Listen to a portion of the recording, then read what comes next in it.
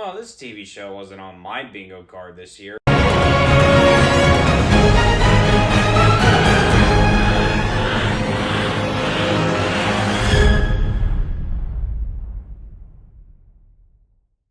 Season 1 of Fallout is about a young woman named Lucy who is set out to go find her father after he was kidnapped by going to the surface of what's left with Earth after a nuclear war, all the while meeting a gold bounty hunter and a Brotherhood of Steel Squire member on her way there. Hello and welcome back to another review from HLHReviews. Today I will be reviewing Season 1 of Fallout, a TV show on Amazon Prime Video that's based on the video game franchise of the same name. To give you guys the usual background, I have never played any of the Fallout games.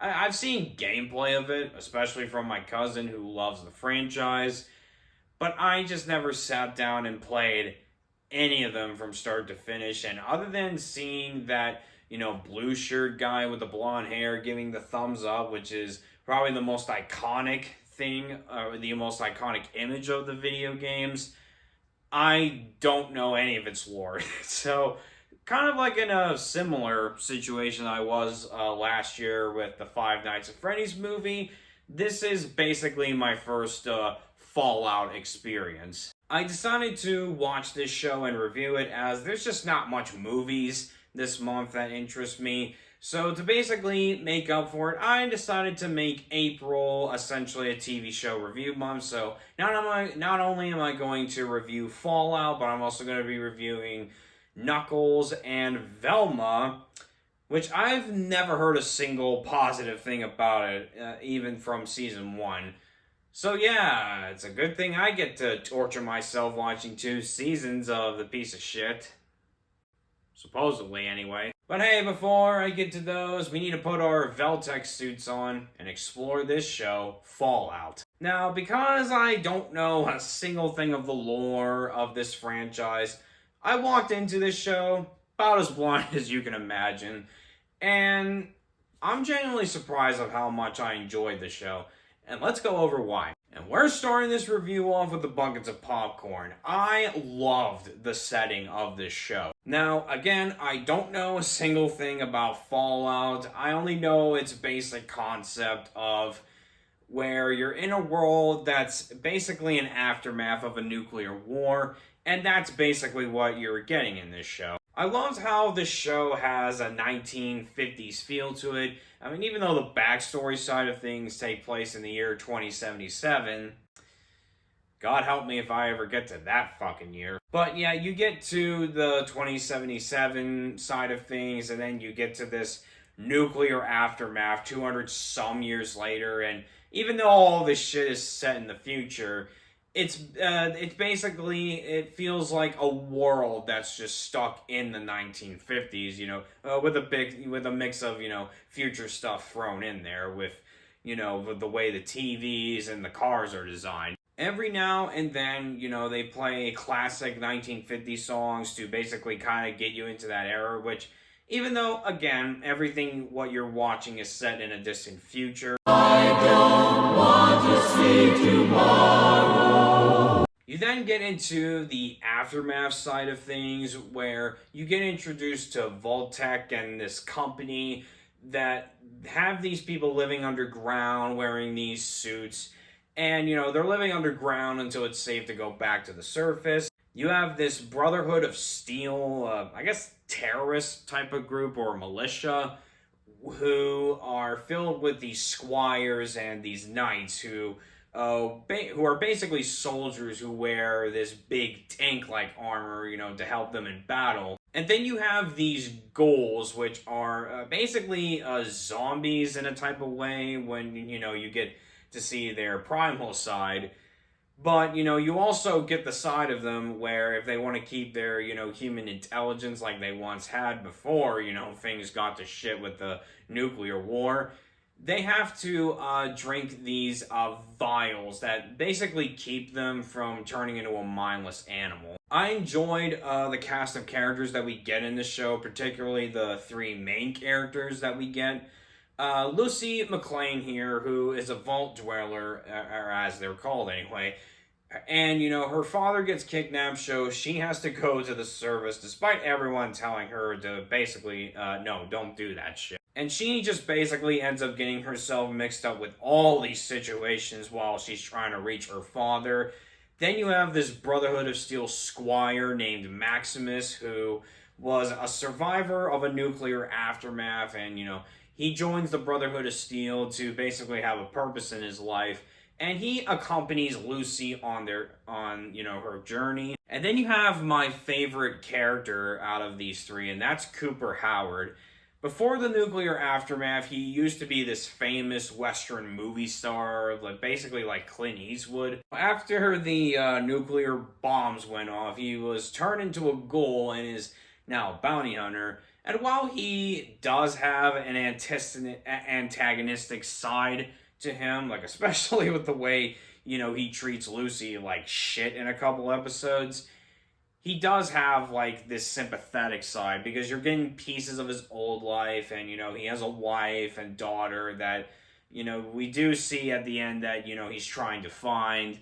And because of all these reveals and twists that they show, you ultimately can't help but feel sympathy for him. So yeah, these three characters, they are likable, and you do get invested with, you know, their overall journeys in this season. There's some decent action in this season. The ones that were overall the biggest highlight for me was the one in the first episode that involves these raiders who posed as vault dwellers. And from the moment they reveal themselves, they basically just kill as much as Vault 33 as they can before, you know, their leader, Moldaver, I hope I was pronouncing that right, you know, she kidnaps Lucy's father, and that just starts this whole journey you go through the season. And another big highlight action scene for me was the one that involved the three main characters in this town called Philly. You have the Michael Emerson character who's there to get transport to Moldaver,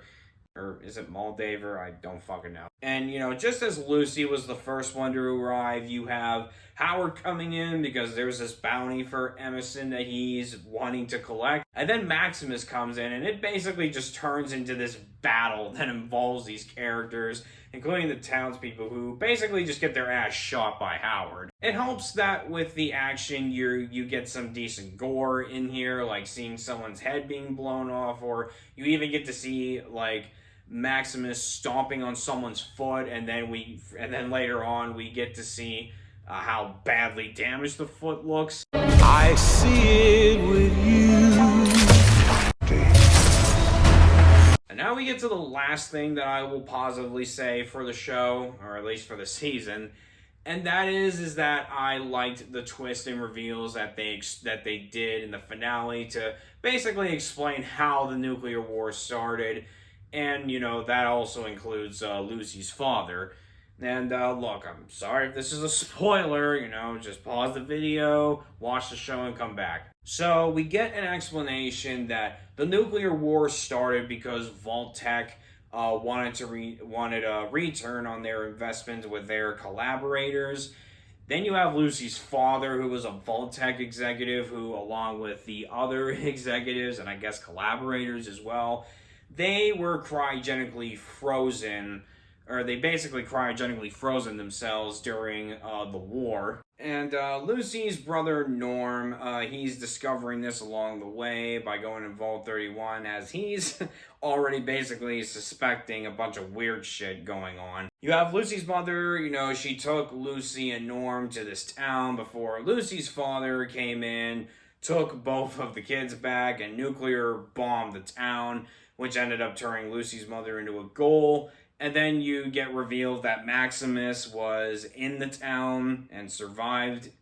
And then you have Howard at the end, who is basically trying to find his wife and daughter who are cryogenically frozen somewhere. Like, I enjoy the reveals, as I started to suspect certain things going on. It's kind of like in a whodunit way. So when I saw that Vault-Tec was the one behind the war, behind the nuclear war, I was basically like, yep, I fucking knew that because of the clues you were giving me along the way. So yeah, I enjoyed the twists and reveals that they did in the finale. now we get to the gas station burritos, and I don't have much criticism towards the show, but the only thing that I was basically mixed on with was the humor. Now, there are moments where it gets a chuckle out of you, but there's also moments where it was hard to sit through.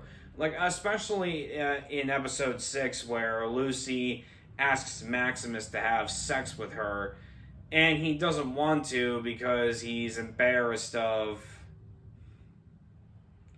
basically, he doesn't want to, as he describes it, popping a pimple on his penis. The fuck?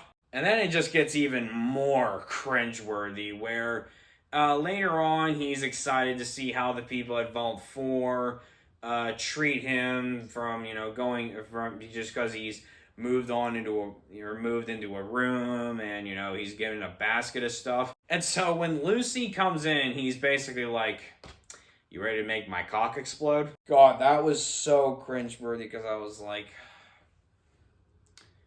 just a couple more checks on the script and I would have walked away a happy man. And just a minor nitpick here, there is this scene involving this squire and the dog at some abandoned gas station, and I don't know if this is just the way my TV was set up, but even though it's raining, it's blatantly obvious that it's CG rain, and there's no attempts to make the place wet or show the squire or even the dog getting wet, and there's no, puddles to be found.